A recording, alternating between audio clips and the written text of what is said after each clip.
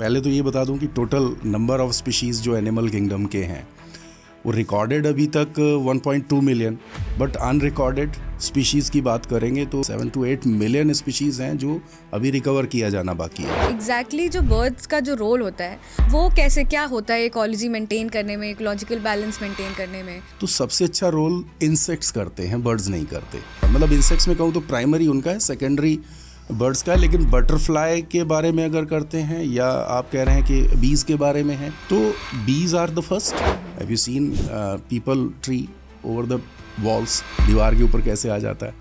तो ये चिड़िया लेके आती है। इसी तरह पुराने जितने भी जंगल्स हैं उनमें बर्ड्स का बड़ा रोल रहा है। As a photographer, as a researcher, how careful should one be when entering into an ecosystem जो आपका खुद का नहीं है? आप फोटोग्राफी कर रहे हैं, आपको पता ही नहीं है कि आप किसी ऐसे बर्ड को आपने डिस्टर्ब कर दिया है जिसका ऑलरेडी वो एंडेंजर्ड स्पीशीज के कैटेगरी में। इवन ये होता है ना कि आप जब जंगल जाते हो तो वहाँ से एक पत्ता तक ना लाएं उठा के। मल्टीपल मटेरियल्स यूज करके एक चिड़िया अपना नेस्ट क्रिएट करती है एंड वो बहुत कॉम्प्लेक्स पैटर्न से बनता है। मैं कहूँगा कि वीवर बर्ड जो होती है बया, ये सबसे कॉम्प्लेक्स मुझे लगता है कि ये इतना अच्छा बुनती है कि आप बढ़िया से बढ़िया मशीन से उसको नहीं कर सकती है। चाइना को यही लगा, उन लोगों ने ग्रेट स्पैरो कैंपेन शुरू किया, और ये कैंपेन का मतलब चिड़िया बचाने से नहीं था, उसको मारने से था। पट्टीदार हंस बोलते हैं इसको। इसके नेक के ऊपर यहाँ पे स्ट्राइप्स हैं, ब्लैक स्ट्राइप्स हैं, आसानी से पहचान लोगे। ये एक ऐसा बर्ड है जो इवन हिमालयन जोन के ऊपर से माइग्रेट करती है। हाँ, जहाँ से हम एरोप्लेन भी ले जाना पसंद नहीं करते हैं।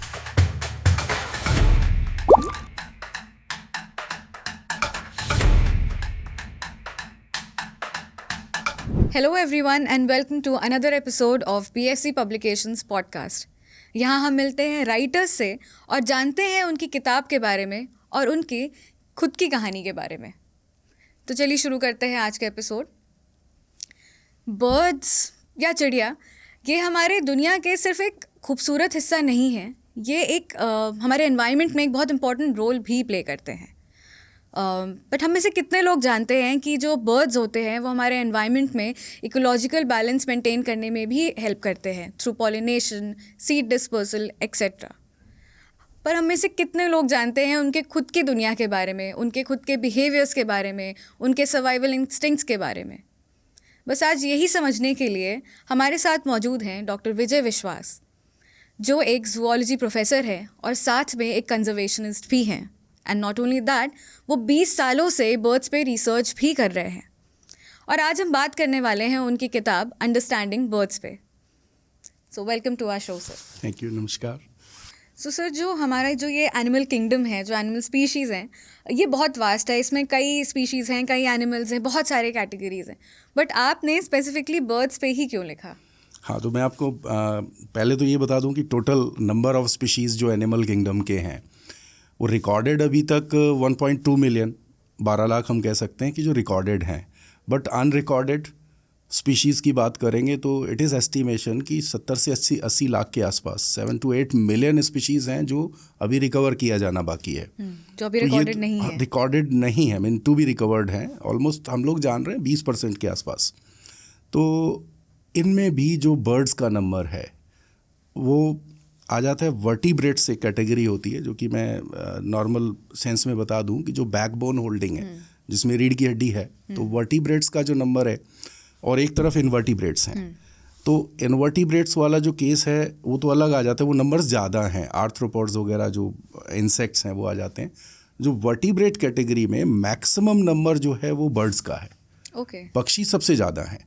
अभी करीब 10,000 प्लस स्पीशीज़ हैं पूरे वर्ल्ड में। कंपैरिजन हम इस तरह देख सकते हैं कि जो मैमल्स हैं, जिसमें हम लोग भी आते हैं, तो करीब 5 to 6,000 अभी जो रिकॉर्डेड है। बाकी रेप्टाइल्स हैं 6-7 हज़ार। और सबसे ज़्यादा जो नंबर है वो किसका है?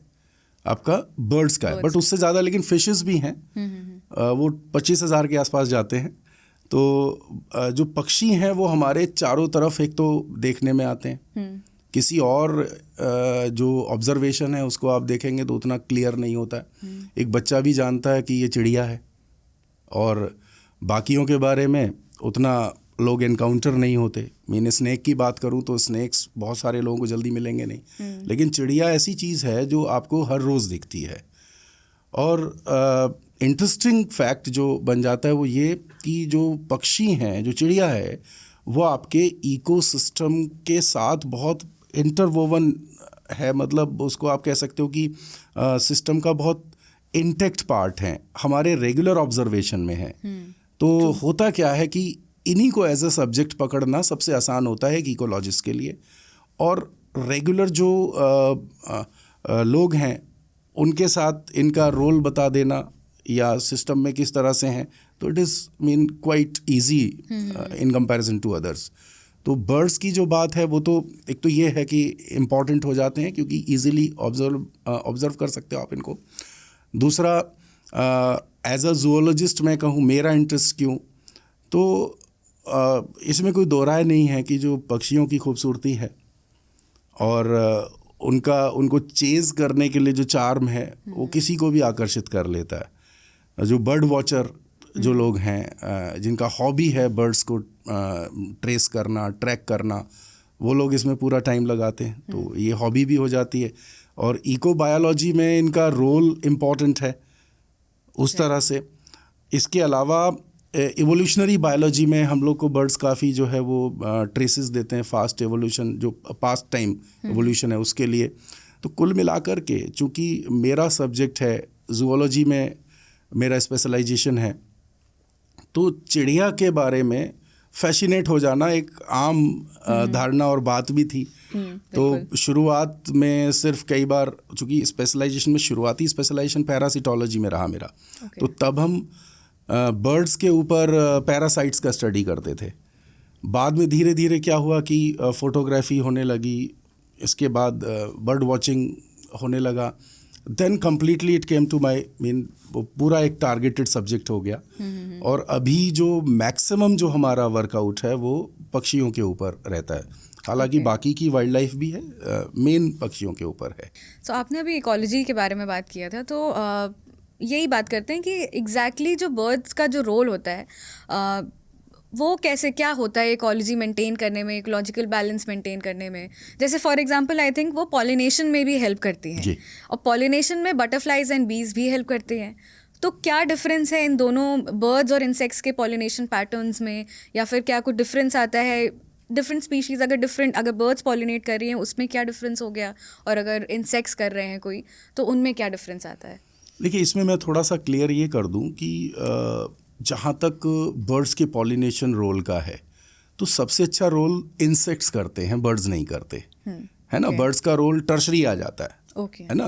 मतलब इंसेक्ट्स में कहूँ तो प्राइमरी उनका है, सेकेंडरी बर्ड्स का है। लेकिन बटरफ्लाई के बारे में अगर करते हैं, या आप कह रहे हैं कि बीज के बारे में है, तो bees are the first. Almost आप ऐसा कह सकते हैं कि 30% जो पॉलिनेशन है ये ये आपके बीज कर रहे हैं। Okay. और बर्ड्स जो हैं वो बहुत लीस्ट करते हैं, कुछ ही जो फ्लावर्स हैं उसमें पॉलिनेशन चलता है।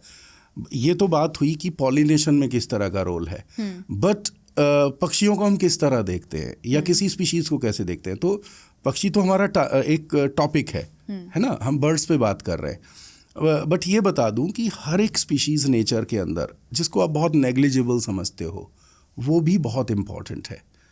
हम बर्ड्स के थ्रू उस इकोसिस्टम को समझ रहे हैं जहाँ पे सारे इंडिविजुअल्स बैठे हैं, बट बर्ड्स को देख के मुझे पता करना है कि सब जगह क्या रोल इसका है। मतलब इकोसिस्टम में वो किस तरह से, बर्ड्स को देख करके हम ये कर सकते हैं कि कहाँ गड़बड़ी आ रही है।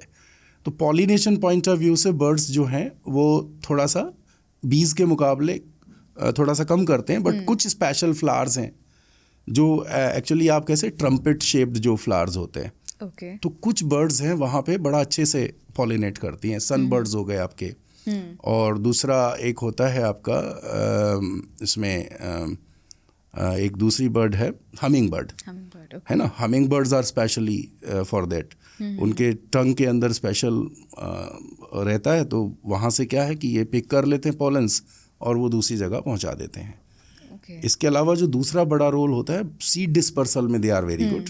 वहाँ पे हनी बीज फेल है, तो सीड डिस्पर्सल ये लोग अच्छा करते हैं। अच्छा, ये कैसे? एक्चुअली आप देखते हैं कि चिड़िया जो है वो किसी फ्रूट को खा लेती है, खाने के बाद उसके एक्सक्रीटा के साथ वो जंगल में ड्रॉप करती है, कहीं भी ड्रॉप करती है। Have you seen people tree over the walls, दीवार के ऊपर कैसे आ जाता है। हाँ, तो ये चिड़िया लेके आती है। इसी तरह पुराने जितने भी जंगल्स हैं उनमें बर्ड्स का बड़ा रोल रहा है। आप जो पूरा फॉरेस्ट देखते हो उसमें बर्ड्स का रोल है। और अगर कहीं भी एक फूड चेन ब्रेक होती है तो आप इसी बर्ड के थ्रू आप उसे देख सकते हैं। किसी बर्ड का नंबर ज़्यादा हो गया, कहीं पे कोई आपको चिड़िया नहीं दिख रही है, कल तक दिखती थी, तो ये इंडिकेट कर देता है कि देयर इज समथिंग रॉन्ग। तो इस तरह से पॉलिनेशंस में उतना ज़्यादा नहीं है बट है। सो सर एक क्वेश्चन है आपकी राइटिंग पे अगर हम बात करें तो जी। सो जो आपका टॉपिक है इट्स वेरी साइंटिफिक, इसमें काफ़ी एक्सटेंसिव रिसर्च लगती है एंड आपने किया एंड आप प्रोफेसर हैं, सो आपने डिसर्टेशंस भी लिखे होंगे, रिसर्च पेपर्स भी लिखे होंगे, तो writing must have not been that difficult of a part, but उस राइटिंग को इस तरह से प्रेजेंट करना कि वो एक नॉर्मल रीडर के लिए भी एक इंटरेस्टिंग रीड हो, मतलब कि अगर मैं ये किताब उठाऊं तो मैं उसको पढ़ के देख के मुझे ये नहीं लगे कि इसमें तो सिर्फ डेटा ही डेटा है, मैं इसको कैसे समझूं। वो बैलेंस कैसे मेंटेन किया आपने? जैसे बर्ड्स इकोलॉजिकल बैलेंस मेंटेन कर रही हैं, तो आपने राइटिंग का बैलेंस कैसे मेंटेन किया? Exactly, it was very difficult. सही बताऊं तो ये पूरा ड्राफ्ट काफ़ी चेंज हुआ है। क्योंकि कभी तो ये बहुत ज़्यादा साइंटिफिक हो गया था और कभी ये जो है बहुत ज़्यादा लिटरेचर हो गया इसमें। तो इसको ये है कि पहले लिखते थे, उसके बाद खुद ही देखा कि as a writer, as a mean reader कैसा लगेगा। तो वो धीरे धीरे करके हुआ। इसको मतलब बैलेंस करने की कोशिश की है। बाकी तो बुक के थ्रू जाएंगे तो आप लोग थोड़ा फील कर पाएंगे कि हाँ कहाँ पे क्या लग रहा है। बट मकसद जो था बुक का वो ये था कि दोनों तरह के लोग एग्जैक्टली जो बर्ड वॉचिंग में जा रहे हैं। देखिए, एक बड़ी इंपॉर्टेंट बात मैं यहाँ पे कहूँगा कि जब से कैमरा आया ना, डिजिटलाइजेशन हुआ और बहुत सारे हमारे पास ऑप्टिकल डिवाइस हुए, तो डेफिनेटली लोगों ने कैमरा लेकर के बाहर निकलना शुरू किया और उनको ये लगा कि अब क्या किसका फ़ोटो खींचे। तो मैनी डू पीपल्स फोटोग्राफी, लोगों की फ़ोटो खींच रहे हैं बिल्डिंग का। लेकिन बहुत सारे ऐसे लोग हैं जो फोटोग्राफी कर रहे हैं बर्ड्स के लिए, वाइल्ड लाइफ के लिए। फोटोग्राफी। तो ये थोड़ा सा क्या है ना कि एक फैसिनेटिंग हो जाता है कि I am having camera, binoculars and going to jungle. But बहुत इम्पॉर्टेंट ये भी है कि क्यों जाना है और कैसे जाना है। तो बहुत सारे लोग ऐसे हैं कि जो सिर्फ फोटोग्राफी के लिए कर रहे हैं। तो मेरा मकसद ये था कि ऐसे लोग भी at least ecological point of view से अवेयर हों। And whenever they are going to jungle with their cameras or binoculars, तो वो कुछ ना कुछ टेक्निकल नॉलेज लेकर के भी जाएं। एग्जैक्टली कभी कभी क्या होता है कि आप फोटोग्राफी कर रहे हैं, आपको पता ही नहीं है कि आप किसी ऐसे बर्ड को आपने डिस्टर्ब कर दिया है जिसका ऑलरेडी वो एंडेंजर्ड स्पीशीज के कैटेगरी में है। तो your primary aim is to take a wonderful photograph. Right. तो आपने तो ये तो कर लिया, आपका पब्लिश भी हो गया, दुनिया देख भी रही है, बट वो चिड़िया वहाँ नहीं है जिसका आपने फ़ोटो खींचा, क्योंकि आप उसके एग्स को डिस्टर्ब कर चुके, उसका पूरा ब्रीडिंग सिस्टम जो है वो आपने डिस्टर्ब कर दिया। तो एक तो ऐसे अवेयरनेस के लिए ये था कि बुक इंटरेस्टिंग भी हो जाए और आपका जो टेक्निकल डेटा है इजी लैंग्वेज में, इजी सिस्टम में वो उन तक पहुँचे कि कितने बर्ड्स हैं, किसका बेसिकली अपेंडिक्स में हमने जो रखा है इनका जो IUCN स्टेटस है और इनका डिस्ट्रीब्यूशन वगैरह, वो सारी चीज़ें, तो वो एटलीस्ट लोगों को आइडेंटिफिकेशन के साथ ये पता लग जाए कि हाँ हमें किस तरह करना है। तो एग्जैक्टली टॉपिक तो बहुत बड़ा है और एक बुक में इसको कंसाइज करना भी अपने आप में ये रहता है। बट एक छोटा सा एफर्ट ये है कि सभी को technical as well as field knowledge वो बराबर रहे और जो लोग शौकिया फोटोग्राफी कर रहे हैं या बर्ड वॉचिंग कर रहे हैं वो इसके इकोलॉजिकल रोल को भी समझ जाए। तो एक अवेयरनेस का भी कॉज बन जाता है। ओके, सो आपने अभी एक मेंशन किया पॉइंट कि कई बार होता है कि जो फोटोग्राफी करने लोग जा रहे हैं वहाँ पे कोई एक ऐसी स्पीशीज़ है बर्ड्स की जो एंडेंजर्ड है या इन जनरल उनका वो हैबिटेट है, पर आप क्योंकि यू आर एन आउटसाइडर उस इकोसिस्टम में, आप जाओगे वहाँ पे तो ऑब्वियसली कहीं ना कहीं चेंजेस तो आएंगे, मतलब नॉर्मल नहीं होगा। सो वो कैसे इम्पैक्ट करता है, मतलब as a photographer, as a researcher, how careful should one be when entering into an ecosystem जो आपका खुद का नहीं है? यस, बहुत अच्छा प्रश्न है आपका। एक्चुअली ये अवेयरनेस बड़ा ज़रूरी है। जब भी हम इकोसिस्टम में जा रहे हैं ना, तो you are entering someone's home. आप किसी के घर जा रहे हो, जो एक एटिकेट आपका किसी के घर जाते हुए रहता है, आप दूसरे के घर जाते हो ना तो बड़ा ध्यान रखते हो कि जूता गंदा ना हो, है ना, आप प्रॉपर हाइजीनिक आपका भी रहे, और आप अपने कपड़ों से लेके हर चीज़ का ध्यान रखते हैं। बिल्कुल। तो अब जब जंगल में जा रहे हैं तो आप ये क्यों फील कर रहे हैं कि आप फ्री हैं? हाँ, वो एंटाइटलमेंट क्यों है? हाँ, वो क्यों है?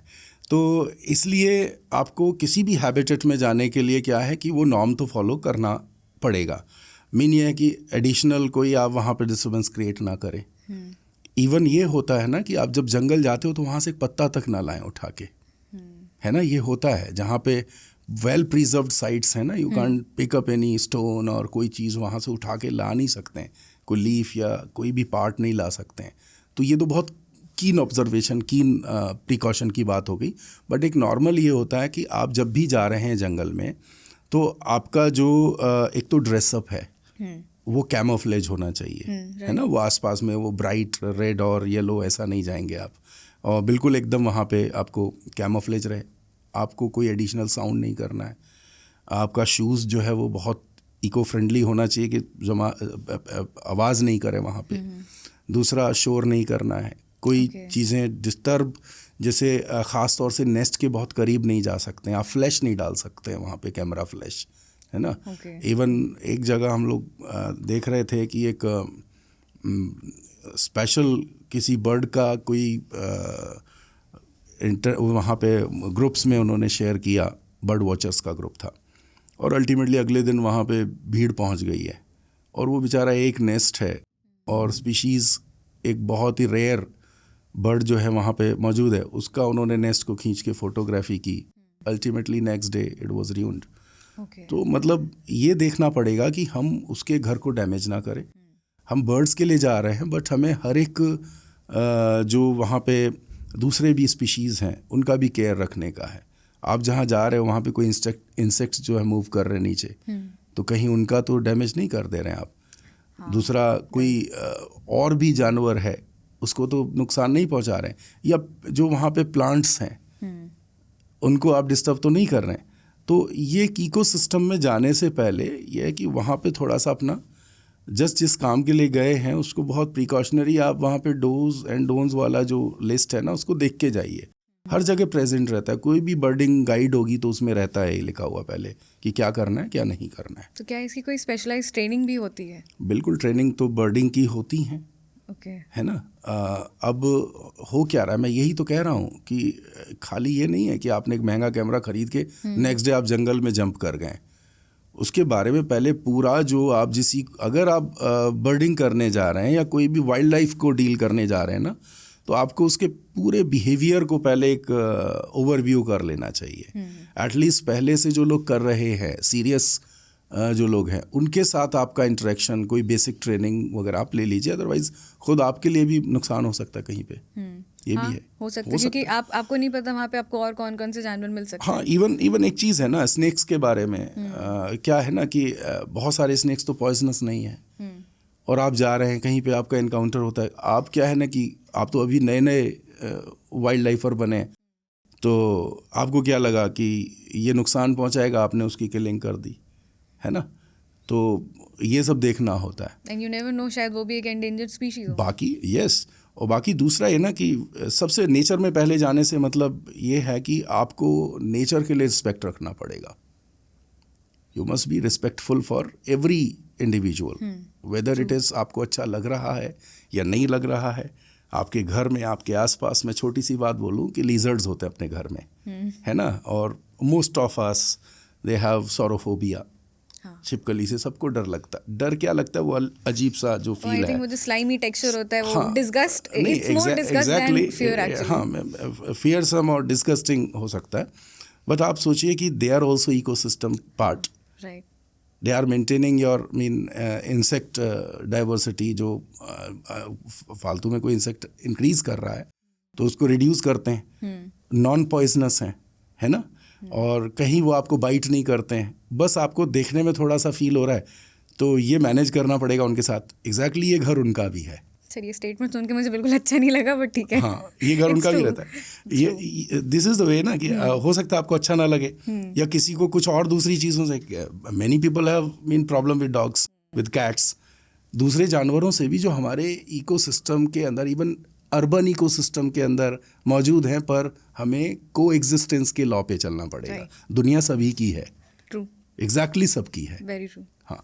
सो जैसे आपने एक पॉइंट बताया कि आप कहीं किसी के घर में जाते हैं तो you have to be very careful. Yes. अच्छा, अब अगर हम किसी के घर जा रहे हैं सपोजिटली एंड बहुत सुंदर है, तो ऐसा नहीं है कि आप उसकी फ़ोटो खींच के तुरंत डालोगे and you will ask other people कि भाई इनके घर जाओ, बहुत अच्छा है।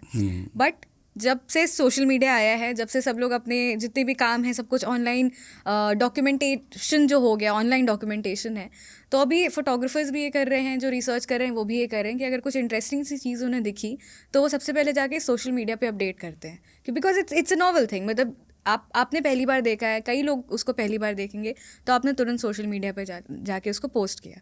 अब यहाँ पे क्या होता है कि जो उस एरिया के आसपास होंगे, जिनको इस फील्ड में इंटरेस्ट होगा, वो खुद भी चाहेंगे कि इसको खुद जाके देखें वहाँ पे।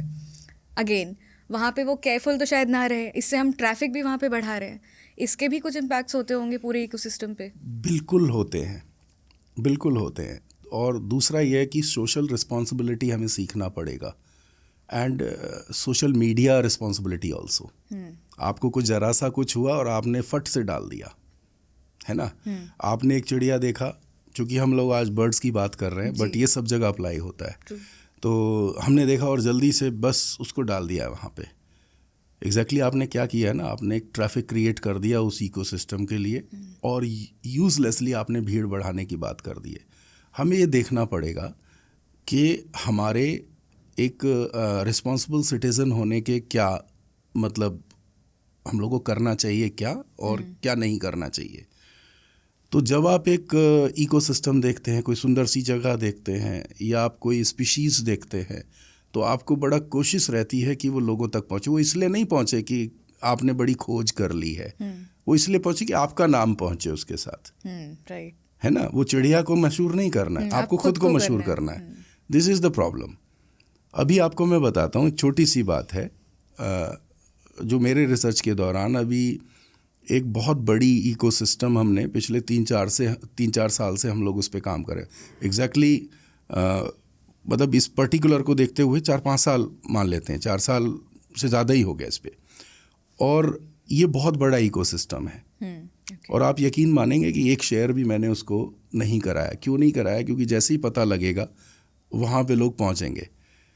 हम लोग हेरन ब्रीडिंग में काम कर रहे हैं, तो पंजाब में ये साइट है। और हेरन ब्रीडिंग क्या है कि हेरन्स आर दोज बर्ड्स जो एक्वेटिक बर्ड्स हैं, और पानी के बाहर भी ये अपना नेस्टिंग वगैरह करते हैं। okay. तो बगुले से मिलती जुलती जो चिड़िया होती है, हम उनको हेरन्स में काउंट करते हैं। तो कई ऐसी बर्ड्स हैं हेरन में जो वहाँ पे अभी उनका नेस्टिंग बढ़ रहा है। तो एक पर्टिकुलर जो है बहुत ही कॉमन जो बगुला होता है, कैटल ईग्रेट है। तो कैटल ईग्रेट की वहाँ पे ऑलमोस्ट जान लीजिए कि 6,000 नेस्ट हम लोग हर साल काउंट कर, 6,000 नेस्ट होने का मतलब ये बड़ा इकोसिस्टम है ना। और हमने सिर्फ इस डर से उसको कहीं भी एग्जिबिट नहीं किया है कि अगर वो एग्जिबिट होता है तो ये इकोसिस्टम सिर्फ लोगों के आने जाने की वजह से डिस्ट्रॉय हो जाएगा। जो बर्डर्स हैं, जो लोग हैं, वो वहाँ पे पहुँचेंगे और ओवरऑल वो डिस्टर्बेंस होने वाली है। हाँ, बिल्कुल। तो ये है कि हमें उस लालच से बचना पड़ेगा कि आप उसको प्रिजर्व करने की बात कर रही है ना। आप सिर्फ फ़ोटो खींच के डाला, लोकेशन भी डाल दी, जगह बता दिया एग्जैक्ट ये नेस्ट यहाँ पे लगा हुआ है, कोऑर्डिनेट डाल दिया है, तो हो क्या रहा है कि उससे बड़े लॉसेस हो रहे हैं। और ये भीड़ लगी हुई है। अभी कई सारे बर्डिंग प्लेटफॉर्म्स हैं, लोगों में अपने लिस्टिंग डालने का इतना होड़ लगी हुई है कि बर्डर ऑफ द मंथ कौन बनेगा, है ना। तो कंजर्वेशन एस्पेक्ट तो है ही नहीं। बहुत सारा एस्पेक्ट सिर्फ अपने फेम का है, और अल्टीमेटली कितना क्लोजर आप उसको फोटोग्राफ ले पा रहे हैं।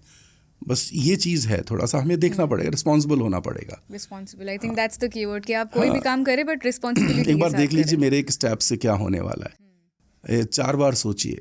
अगर किसी को जवाब देने का मन है ना, तो 4 बार सोच लीजिए कि अभी दूं या बाद में दूं।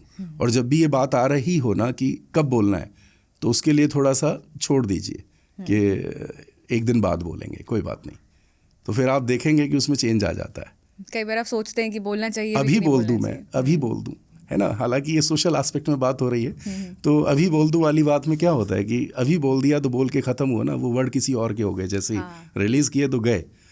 हाँ, तो क्या है ना कि यही हम कह रहे हैं कि किसी भी इकोसिस्टम के लिए जब आप शेयर करने जा रहे हो पब्लिक मीडिया में, तो टेक अ मोमेंट कि कब करना है या कैसे, क्या बात कहाँ कितनी जानी चाहिए। एब्सोल्युटली। तो हम लोग रिपोर्ट करते हैं जो वाइल्ड लाइफ अथॉरिटीज़ को, वहाँ पे तो हम भेजते हैं कि इसको प्रिजर्वेशन की बात है, बट सोशल मीडिया में वी डोंट डिस्क्लोज कि ये इकोसिस्टम चल रहा है कि इसको भी जाके डिस्टर्ब करो। सो आपने रिसर्च भी किया, बट वो रिस्पॉन्सिबली किया। नहीं, हम लोग कोशिश करते हैं, मेरे स्टूडेंट्स को भी या जो भी को रिसर्चर्स हैं, कि भी आप जाइए तो मतलब डिस्टर्ब ना करें किसी को। Right, okay.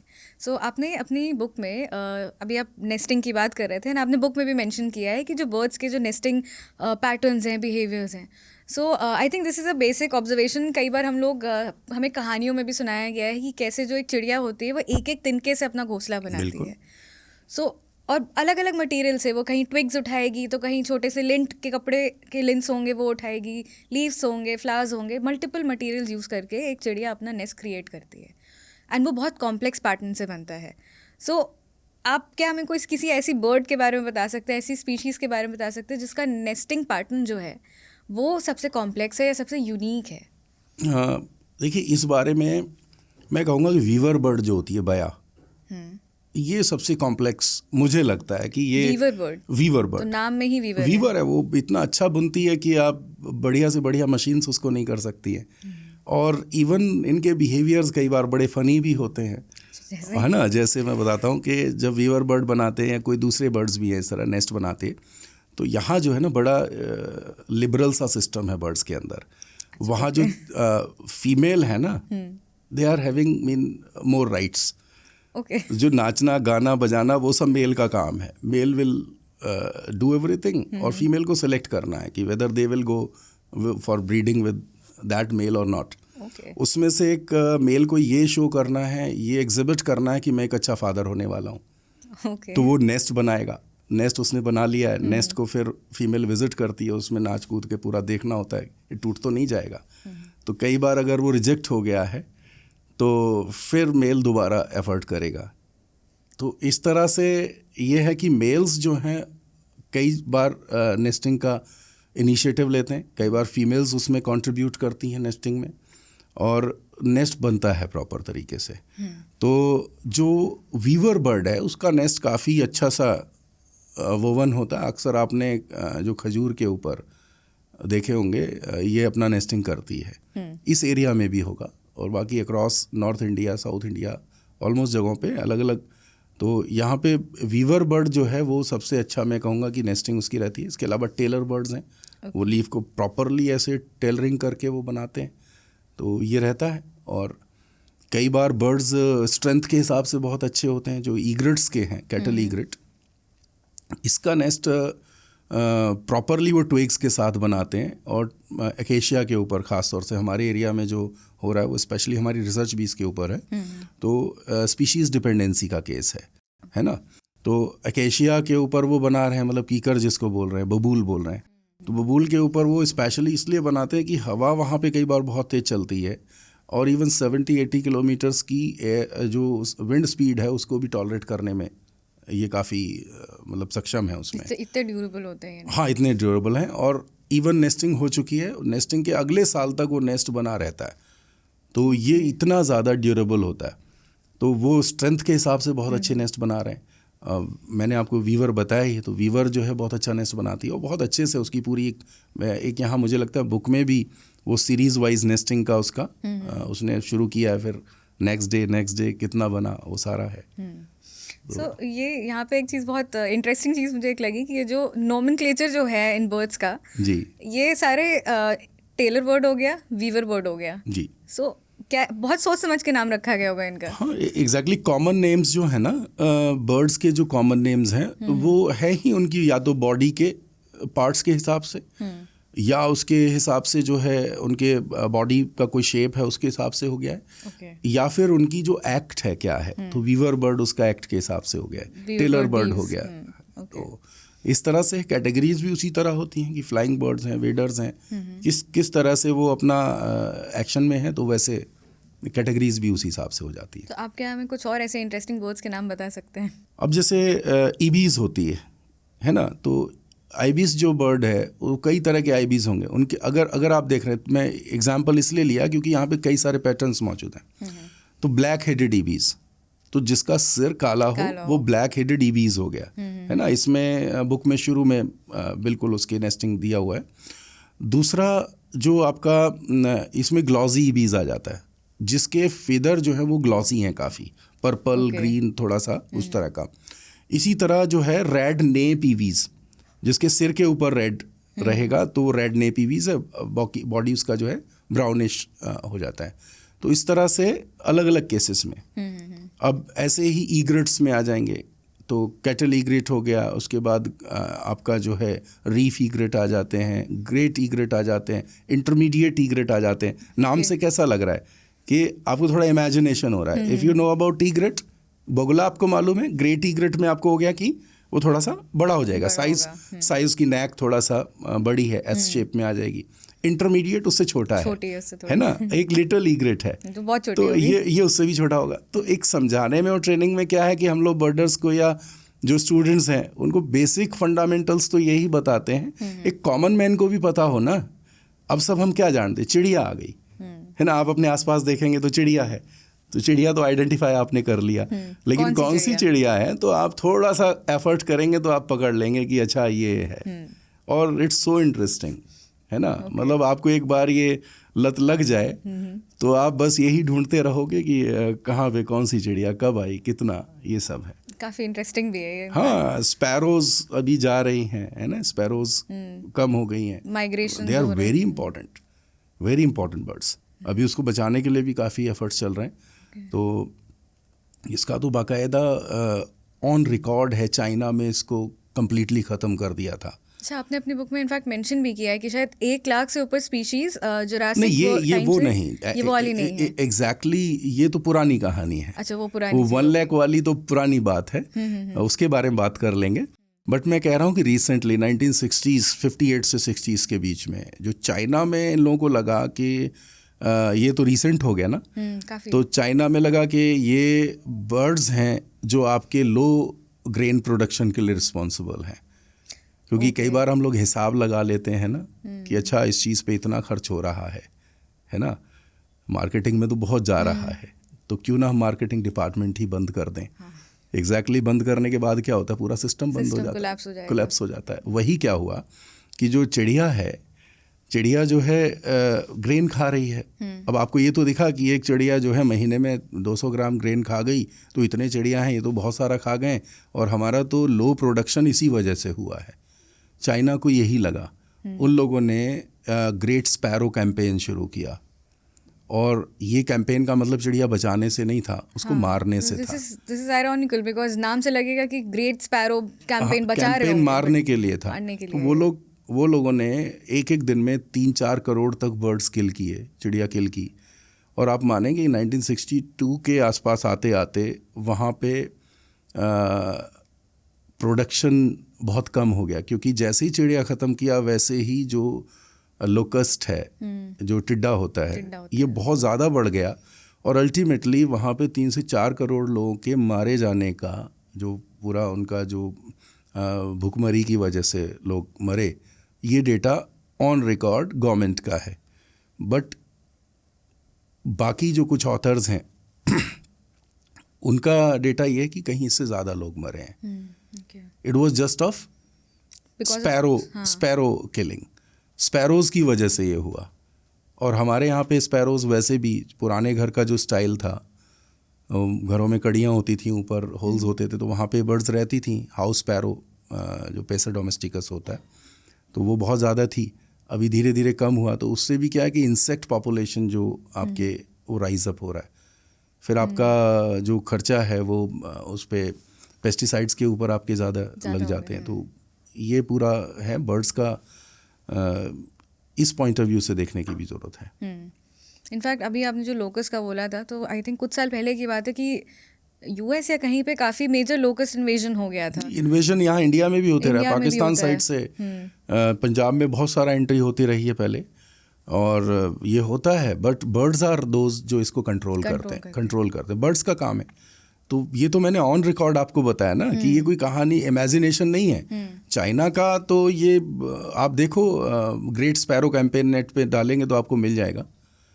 तो ये तो बहुत बड़ा एग्जाम्पल हमारे सामने रहता है। क्योंकि हम ग्रेट स्पैरो की बात कर रहे हैं, स्पैरोज की, एंड कैसे इनकी सिस्टमैटिक किलिंग हुई जस्ट बिकॉज प्रोडक्शन थोड़ा कम हो गया था। हाँ। इसी से हम थोड़ा ज़रा इंडेंजर्ड स्पीशीज़ पे बात करेंगे। जैसा कि आपने बुक में मेंशन किया है वही कि 1 लाख से ज़्यादा स्पीशीज़ या तो दे आर एक्सटिंक्ट या तो फिर वो अभी on the verge of extinction है, इंडेंजर्ड है। एक एक्सटिंक्ट बर्ड का नाम ले तो बहुत कॉमन बर्ड है डोडो।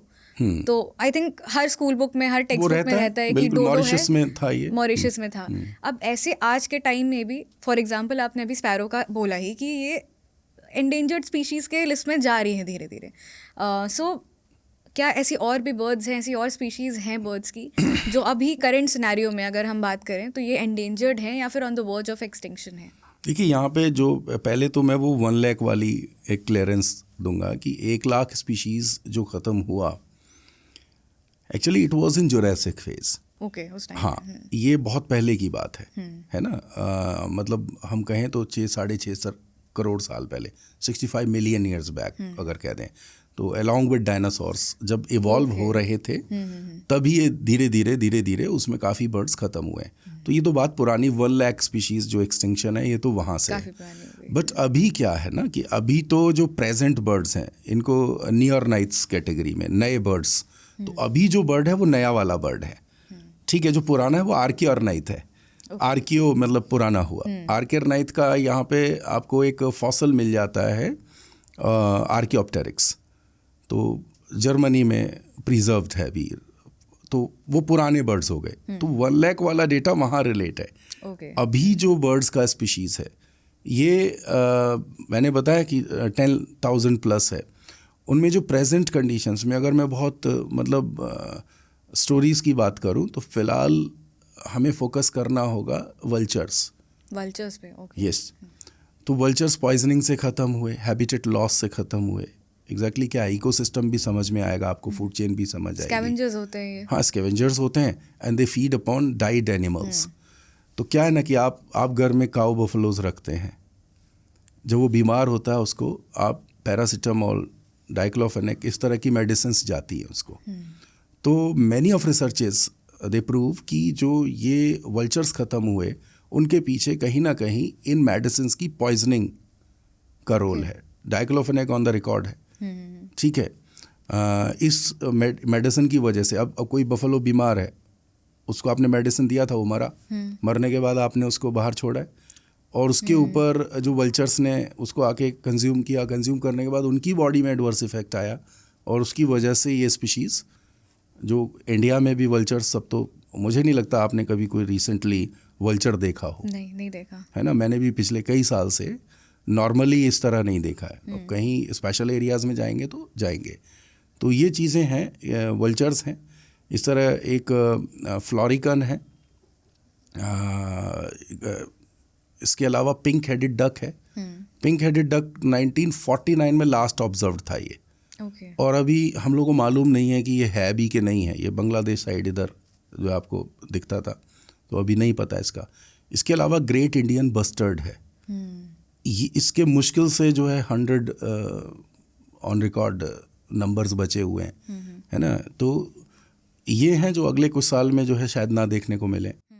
बाकी स्पैरो आपकी बड़ी कॉमन बर्ड है जो अगर ध्यान नहीं देंगे तो इट विल गो। एक और इम्पॉर्टेंट बात मैं यहाँ पे शेयर करूँगा कि जो आज आपका लीस्ट कंसर्न्ड है, ज़रूरी नहीं है कि वो आगे 20 साल बाद लीस्ट कंसर्न रहेगा। हाँ। वो वनरेबल में आएगा, उसके बाद एंडेंजर्ड में आएगा, क्रिटिकली एंडेंजर्ड में आएगा एंड इट्स गॉन। तो हम लोग का काम जो यहाँ पे अभी जो करंट प्रोजेक्ट में कर रहे हैं वो हम लोगों ने कैटल ईग्रेट को लिया हुआ है ना। मैनी पीपल आस्क कि सर ये तो बहुत ज़्यादा है, इस पे क्या ध्यान देना।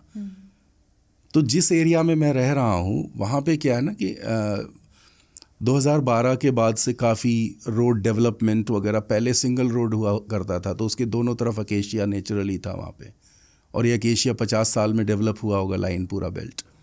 वहाँ पे हाईवेज़ बने तो वो बेल्ट पूरी बिना किसी ऑब्जर्वेशन के कट कर दिए।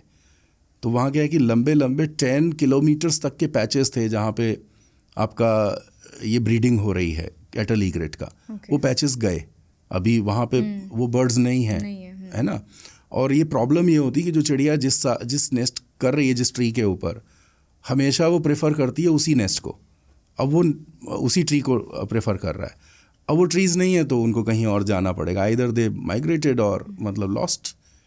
तो हम लोग कॉमन बर्ड्स को पकड़ के चल रहे हैं, क्योंकि वो बड़े ऑब्जर्वेशन में लोगों के भी आ जाती है कि अच्छा पहले थी अभी नहीं है।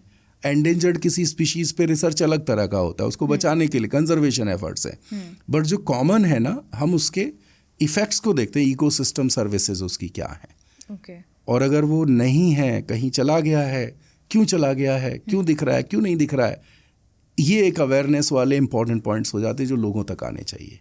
इनफैक्ट ये इंपॉर्टेंट भी है बिकॉज अभी ज़्यादा है जैसे आपने कहा, बट ज़रूरी नहीं आज से 20 साल बाद ज़्यादा रहेंगे। हाँ। और क्योंकि आपको लग रहा है कि ये तो बहुत अबंडेंस में है, ये बहुत ज़्यादा है, ध्यान नहीं देना, कोई ध्यान नहीं दे रहा, और आप सिस्टमेटिकली उन चीज़ों को धीरे धीरे कम करते रहोगे। बिल्कुल बिल्कुल, ये तो ज़्यादा है, इनको हटा दो थोड़ा सा, क्या फ़र्क पड़ेगा। और मैं आपको एक बात बताऊँ ना, मैं कोरिलेट हर जो जितनी चीज़ें हैं जो हम लोग बायोडाइवर्सिटी में पढ़ते हैं, वाइल्ड लाइफ में कर रहे हैं, हम उसको ये कहते हैं कि आप अपने ह्यूमन लाइफ में भी रिसोर्सेज को वैसे ही देखिए। You have abundance in plenty of money today, है ना। अब आप सोचो कि रोज उसको खर्च ही कर रहे हैं तो बहुत है, क्या है, बहुत सारे बड़े बड़े लोग खर्चा कर रहे होते हैं, लेकिन ज़रूरी नहीं है कि 2 जनरेशन बाद भी उतना ही रहेगा, एक दिन तो वो खत्म होगा। We have stories. तो वैसे ही एक बर्ड के लिए रिसोर्स, बर्ड एक इकोसिस्टम के लिए कैसा रिसोर्स है, कोई दूसरी स्पीशीज़ कैसा रिसोर्स है, तो ये हर तरीके से देखने वाली बात है। Right, okay. So moving on, आपने अपने बुक में बर्ड्स के बिहेवियर्स के बारे में भी बात किया है, और एक जो ह्यूमन टेंडेंसी होती है, जो humans are social animals. Similarly birds में भी कुछ ऐसे बर्ड्स होती हैं जो फ्लॉक्स में रहती हैं, कुछ ऐसे होती हैं जो सॉलिटरी रहती हैं। सो इसके पीछे क्या रीज़न है कि कुछ बर्ड्स प्रेफर करते हैं कि ये फ्लॉक्स में रहेंगे, साथ में रहेंगे, झुंड में रहेंगे, बट कुछ अकेले रहना पसंद करते हैं। देखिए, बर्ड्स का जो है ना, it is all dependent upon कि फूड रिसोर्स उन सब पे डिपेंड करता है, चाहे बर्ड हो या दूसरे स्पीशीज़ हो। अगर माइग्रेशन पैटर्न, जितने भी माइग्रेटरी बर्ड्स हैं, तो they are migrating in a group. Right, एक तो सिक्योरिटी हो जाती है ना, जब वो फ्लॉक्स में उड़ते हैं तो सिक्योर्ड रहते हैं। दूसरा, उनका प्रॉपर एक मेन तो सिक्योरिटी हो गया, बाकी जहाँ फूड सोर्स है वो लगातार जहाँ जा रहे हैं तो अबंडेंस ऑफ फूड की वजह से वो इकट्ठा वहाँ पे करते हैं। दूसरा, अगर आप देखिए कि ईगल्स वगैरह ये ऐसे बर्ड्स हैं जो सोलिटरी रह जाते हैं। आपका जो है वल्चर भी सोलिटरी रह जाने वाला केस है ना। या तो सोलिटरी हैं या फिर जो है वो ग्रेगेरियस फॉर्म के हैं। ग्रेगेरियस में थोड़ा सा क्लियर कर देता हूँ कि ग्रुप में रहिए बट किसी से मतलब ना रखिए। अच्छा, okay. This is mean urban system जो है ना, कि you live in a colony but वहाँ किसी से मतलब नहीं है, दिस इज ग्रेगेरियस। और गांव का लिविंग जो है वो कॉलोनियल, हमारे बायोलॉजी में उसे कॉलोनियल कहते हैं, तो एग्जैक्टली दैट इज कॉलोनियल। तो बर्ड्स इकट्ठे तब रहेंगे जब एक दूसरे की ज़रूरत है या उस तरह का केस है। जब ज़रूरत नहीं है, फूड अकेले ही कैप्चर करना, अकेले ही किलिंग करनी है, तो वो अकेले करते हैं। अब जब ईगल्स वगैरह के अकेले रहने का कॉज क्या हुआ कि उसको अकेले ही रैबिट को किल करना है, तो वो लेगा अकेले, खाएगा अकेले, मारेगा। तो ये चीज़ है, वो ग्रुपिंग है ही नहीं। जहाँ पे ये दूसरे बड़े एनिमल्स में भी आप देख सकते हो, है ना, जो हाइना है वो ग्रुप में शिकार करेगा क्योंकि अकेले के बस का नहीं है। और अगर टाइगर की बात करूँ तो टाइगर हालांकि कई बार ग्रुप में भी करते हैं बट अक्सर वो अकेले भी शिकार कर लेते हैं। तो इट इज़ डिपेंडेंट ऑन कि रिसोर्स एंड उनका फूड, बेसिकली फूड है, माइग्रेशन है, ब्रीडिंग भी यहाँ पे कई बार रोल प्ले करती है उस तरह से। Many of birds are monogamous, life time इकट्ठे अकेले ही वो पेयर करते हैं, और अगर एक मर जाता है तो दूसरा मर जाता है, इस तरह भी होता है। आई थिंक मोनोगैमस स्वान के केस में होता है, इवन पिजन के केस में ऐसा रहता है। ओके, दे आर ऑल्सो, मतलब इस तरह भी है। स्वॉन्स के बॉन्ड्स के बारे में भी एक्चुअली ये बात होती है कि हाँ, ये वो लोगों के लिए भी कहते हैं, लोगों के लिए भी कहते हैं हंस का जोड़ा है, हंस का जोड़ा है, इस तरह से ये यहाँ से आया है। हाँ, एक्चुअली हमारे लाइफ के बहुत सारे जो फ्रेजेस हैं ना, ये जूलॉजिकल इनपुट के हैं। घड़ियाली आंसू,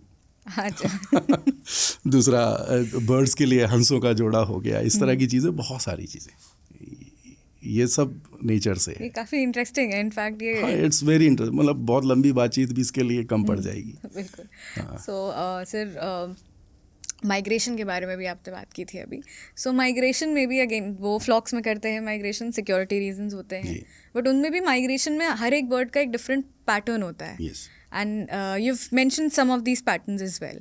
सो थोड़ा अगर आप हमें उनके बारे में बता सकें, कोई ऐसी बर्ड स्पीशीज जिसका पैटर्न सबसे इंटरेस्टिंग होता है। एक दो मैं बता सकता हूँ कि जो मुझे ज़्यादा अच्छा लगा, क्योंकि हमारा एरिया एशियाटिक जोन है, यहाँ पे हम लोग काम कर रहे हैं, बट एक इंटरनेशनल जो बाहर दूसरे तरफ के बारे में बोलूँगा। यहाँ पे एक बर्ड आती है हमारे पास, ये होती है बार हेडेड गूज, पट्टीदार हंस बोलते हैं इसको। इसके नेक के ऊपर यहाँ पे स्ट्राइप्स हैं, ब्लैक स्ट्राइप्स हैं, आसानी से पहचान लोगे। तो बत्तख है और उसके ऊपर ये बना हुआ है। ये एक ऐसा बर्ड है जो इवन हिमालयन जोन के ऊपर से माइग्रेट करती है। हाँ, जहाँ से हम एरोप्लेन भी ले जाना पसंद नहीं करते हैं, वहाँ से ये माइग्रेट करती है। ऑलमोस्ट मतलब कहें तो 7 किलोमीटर्स अप, 7 किलोमीटर ऊंची माइग्रेशन इसकी रेंज रहती है। और ये करीब ये आता है आपका मंगोलिया से इधर। इस पाथवे को कहा जाएगा सेंट्रल एशियन पाथवे है, वहाँ से ये आती है और जगह जगह भी आ रखी है। यहाँ पे हम लोग इसको ट्रैक करके रिसेंटली आए हैं। अच्छा, ओके। हाँ, ये आती है और बहुत सारे रेस्टिंग पूल्स हैं, वहाँ पे रुकते हैं, फिर आगे जाते हैं। तो ये बर्ड का माइग्रेशन काफ़ी फैसिनेट करता है। दूसरा एक मैं कहूँगा आर्कटिक टर्न है। आर्कटिक टर्न की माइग्रेशन बहुत लंबी होती है। प्लस ये आएगा आपको इधर ऊपर आर्कटिक से और एंटार्क्टिक तक, सब एंटार्क्टिक जोन तक ये माइग्रेट करती है।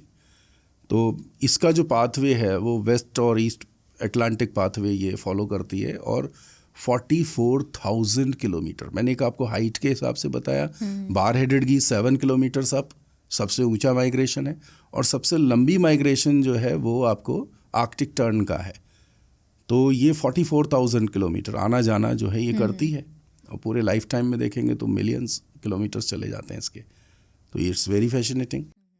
तो ये लंबे माइग्रेशन के बारे में आर्कटिक टर्न और ये दो मुझे बड़ा फैसिनेट करता है। Okay, interesting. So sir, before we end today's conversation, एक आखिरी सवाल ये रहेगा कि अर्बनाइजेशन हो रहा है, लोगों के हाई राइज बिल्डिंग्स बन रही हैं जी। हम लोग पेड़ काटते जा रहे हैं बिना सोचे समझे कि उसका इम्पैक्ट क्या होने वाला है। एंड ये हम तब बात कर रहे हैं जब ऑलरेडी एनवायरमेंटल क्राइसिस आ चुका है, कंजर्वेशन की बात बहुत ज़ोरों शोरों से हो रही है, तब भी ये पैटर्न्स अभी भी चेंज नहीं हुए हैं। सो वी एज इंडिविजुअल्स हम अपने तरफ से क्या कर सकते हैं बर्ड्स को प्रोटेक्ट करने में, इन स्पीशीज़ को प्रोटेक्ट करने में, और इन जनरल एनवायरनमेंट में इस बैलेंस को मेंटेन करे रहें और किसी भी स्पीशी को एंडेंजर ना करें। ऐसे में हमारी क्या रिस्पॉन्सिबिलिटी है एज इंडिविजुअल्स? देखिए, अर्बनाइजेशन हो रहा है ना, पेड़ काटे जा रहे हैं, सबको पता है ख़राब है, गलत है, लेकिन फिर भी हो रहा है ना। तो इसमें क्या है ना, हमारी रिस्पॉन्सिबिलिटी ये हो जाती है कि एक तो ये देखें अपने रिसोर्सेस का मतलब सस्टेनेबल हम यूज़ करें। और इसमें काफ़ी इंटरेस्टिंग बात ये है कि अगर मुझे बहुत सारी शॉपिंग का शौक़ है, आप मानेंगे कि अगर हम इस शॉपिंग के शौक़ को भी कम कर देते हैं, रिड्यूस कर देते हैं, तो भी हम बर्ड्स को जो है प्रोटेक्ट कर रहे हैं, है ना। इंडस्ट्रियल एक्टिविटी कम होगी तो कम कार्बन फुटप्रिंट बढ़ेगा, कम आपका जो है ग्लोबल वार्मिंग होगी। तो इवन छोटी छोटी एक्टिविटीज़, आप मानिए कि आपने इलेक्ट्रिसिटी कम कंज्यूम किया, आपने बर्ड्स के नेचर की प्रोटेक्शन की बात की है ना। आपने 5G यूज़ कम किया है, तो भी आप बर्ड्स को प्रोटेक्ट कर रहे हैं। ये इनडायरेक्ट वे हुए। डायरेक्ट वे क्या है कि आप हैबिटेट बचाइए। हमें बर्ड्स को नहीं बचाना है, हमने हैबिटेट कंजर्वेशन करनी है। सबसे बड़ा प्रॉब्लम आज का है हैबिटेट लॉस। हम उन जगहों को ब्लॉक कर रहे हैं जहाँ पे कोई माइग्रेटरी बर्ड आके रुकती है। आपने बड़ा हाई राइज बिल्डिंग्स बना दिए हैं, तो आप देखिए कि बर्ड तो अपने रास्ते पे आती है, वो चिड़िया आके बिल्डिंग से टकरा के बहुत बार मर जाते हैं। ठीक है, तो ये प्रॉब्लम्स हैं। ट्रीज़ लगाने हैं तो आप इंडिजिनस लगाइए, जो आपके इलाके के ट्रीज़ हैं वो इकोसिस्टम का पार्ट हैं। आप ट्रीज़ लगा रहे हैं बट आपने बाहर से ले आए, मैं बाहर से लेके आया हूँ ये सीड वहाँ से, इधर से उधर से, इट इज़ डेंजरस। ये एक इकोसिस्टम का ब्लॉकेज है एक तरीके का। दूसरा लोग कह रहे हैं कि हम लोग तो दाना डालते हैं भाई शहर में, है ना, पुण्य का काम कर रहे हैं, लेकिन आप देख रहे हैं कि आप डिजीज़ को राइज कर रहे हैं। उसमें क्या होता है कि चिड़िया को दाना डालने का मतलब हुआ कि आप उसकी नेचुरल हैबिट को ख़राब कर रहे हैं, आदत ख़राब कर रहे हैं। Okay. वो खाना दाना ढूंढेगी नहीं, अब वो आपका इंतज़ार करेगी कि आप जो है दाना डालेंगे खाएंगे। तो पिजन्स इसका बड़ा एग्जाम्पल है। अभी तो डिज़ास्टर हो रखे हैं पिजन्स शहर के लिए। हाँ. वो स्पीशीज़ का बढ़ना खतरनाक है ना। तो इस तरह से नहीं, बैलेंस्ड होना चाहिए। अभी आप दाना डालोगे, कबूतर ज़्यादा हो गया है, वो डिजीज़ कॉज कर रहा है भाई आपको। आपके लंग्स की डिजीज़ हैं, दुनिया भर की बीमारियां वो ख़त्म, न्यूमोनिया जैसे इन्फेक्शंस बड़े कॉमन हैं, बाकी ट्यूबरकुलोसिस आ जा रहा है, ये सब देखने वाला है। अर्बन इकोसिस्टम डिस्टर्ब हुआ है। गाज़ीपुर कभी गए हों दिल्ली, तो उसके आसपास जो पहाड़ बना हुआ है कूड़े का, वहाँ पे ब्लैक ईगल इतना सारा है। वो जो इकोसिस्टम इम्बैलेंस है ये, ठीक है, वो अपना नेचुरल हैबिट खो चुके हैं।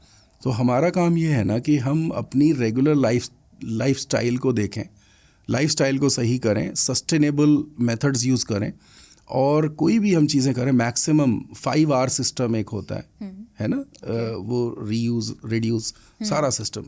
तो रीयूज़ पे ध्यान दें, है ना, जितने से काम चल रहा है उतना करें। अल्टीमेटली ये दुनिया आने वाले जनरेशन्स के लिए भी छोड़नी है, है ना। सस्टेनेबल रहेगा तो चलेगा। तो sustainability is the solution basically. किसी भी तरह कर लीजिए तो सीधे चिड़िया, जिनका अब आप देखिए सॉफ्टवेयर इंजीनियर है, उसको मैं कहूँ कि चिड़िया बचाओ, है ना, वो कहेगा पागल हो गए सर आप, है ना, मैं अपना काम धंधा छोड़ के चिड़िया बचाऊंगा। लेकिन आप उसको कहिए कि अपना लाइफस्टाइल सही कर लीजिए, तो शायद कन्विंस हो जाएं और कर लें, और उससे जो है इकोसिस्टम में हेल्प मिलेगी। छोटी छोटी चीज़ों से होता है। एक्चुअली ह्यूमंस हैं भी, मतलब हम थोड़े सेल्फिश स्पीशीज़ हैं, हम थोड़े सेल्फिश क्रीचर्स हैं। अनलेस एंड अनटिल आप हमारे फ़ायदे की बात नहीं करेंगे तब तक हम कोई चीज़ करना नहीं चाहेंगे।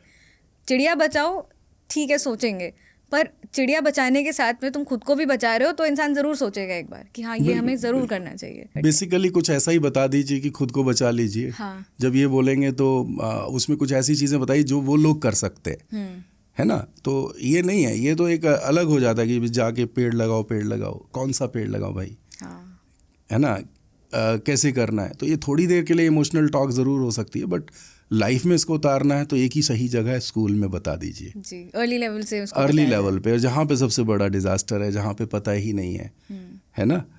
अभी डॉग कैचर्स थे कुछ दिन पहले हमारे अपने एरिया में, और मैंने रोका उनको कि भी इस तरह तो काम की ये क्या सोल्यूशन है कि भी आप पकड़ के बाहर छोड़ दो वापस आ जाएंगे, है ना। आप बोले ये बच्चों को जो है काट लेते हैं, तो मैंने कहा आपने सिखाया बच्चों को कि how to deal with them.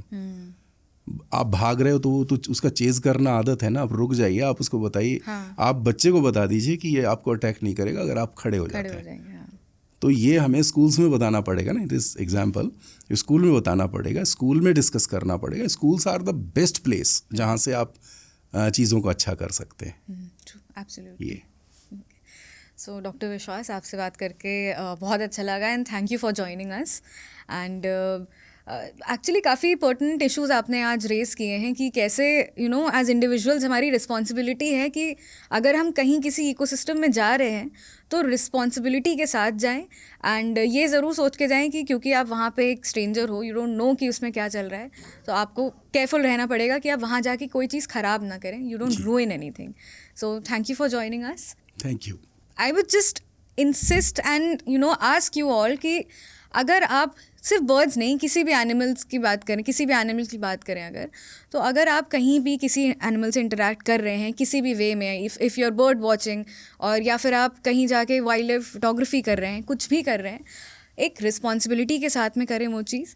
कोशिश करें कि आप वहाँ जाके अपना काम करके आ जाएँ, वहाँ कोई चीज़ डिस्टर्ब ना करें, कुछ ख़राब ना करें, एंड सस्टेनेबिलिटी पे पूरा ध्यान दें। एंड अगर आप सामने वाले के लिए नहीं सोच रहे हैं, आप इकोसिस्टम के बारे में नहीं सोच सकते, तो एटलीस्ट अपने बारे में सोच के उस इकोसिस्टम को प्रिजर्व करें, बिकॉज अल्टीमेटली आपको आगे आने वाली जनरेशन्स के लिए भी ये दुनिया छोड़नी है। एंड बर्ड्स की बात करें तो they are very beautiful creatures, but थोड़ा उनके बारे में भी जानें एंड समझे कि उनके पैटर्न्स क्या हैं, एंड वो थोड़े बहुत ह्यूमन लाइक ही हैं। अगर आपने आज की बात ध्यान से आप सुनेंगे तो आपको ये समझ में आएगा। तो आज के लिए बस इतना ही। अंडरस्टैंडिंग बर्ड्स अगर आपको बुक खरीदनी है तो ये BFC पब्लिकेशंस की वेबसाइट से आप जाके खरीद सकते हैं। And that's all for today. हमारे चैनल को लाइक शेयर और सब्सक्राइब करना ना भूलिएगा एंड मिलते हैं अगले एपिसोड में।